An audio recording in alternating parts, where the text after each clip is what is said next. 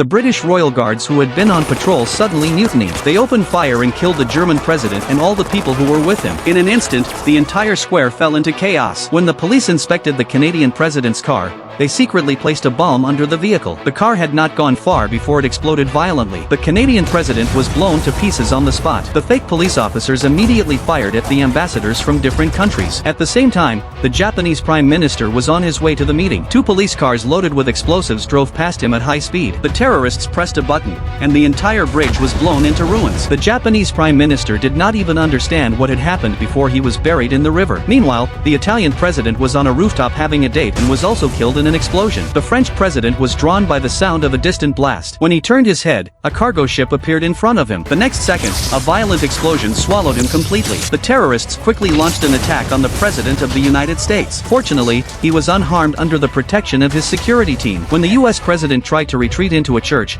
the British closed the doors on him. He had no choice but to call for help. After some time of resistance, the rescue vehicles finally arrived. Once the president got in, they quickly fled the scene. But the terrorists obviously did not plan to let them go. They drove police cars and kept shooting at the president's vehicle. Under the security team's command, the driver slowed down. Then he hit the brakes at the right moment and caused the terrorists' car to flip over. But the terrorists sent motorcycle assassins to continue the chase. Soon they shot through the bulletproof glass and killed the driver. A security officer immediately grabbed the steering wheel and took over. He drove while fighting back against the terrorists. He finally wiped out the attackers. It turned out that the attack had been planned by the world's largest arms dealer. They had been creating terrorist attacks in different places around the world. Their goal was to expand their weapon sales worldwide, but their actions had harmed the interests of several nations. So the United States launched an attack on the day of the arms dealer's daughter's wedding. That was why the arms dealer carried out this terrorist attack to avenge his family. At that moment, only the President of the United States had managed to escape, but the arms dealer did not give up. He ordered his men to blow up the British communications building. He also had hackers cut off the entire power grid in London. In a short time, the city's electricity and communications systems were completely paralyzed. Meanwhile, the security team finally escorted the US president to the evacuation site. Just as he was preparing to board an armed helicopter, a rocket had already locked onto them.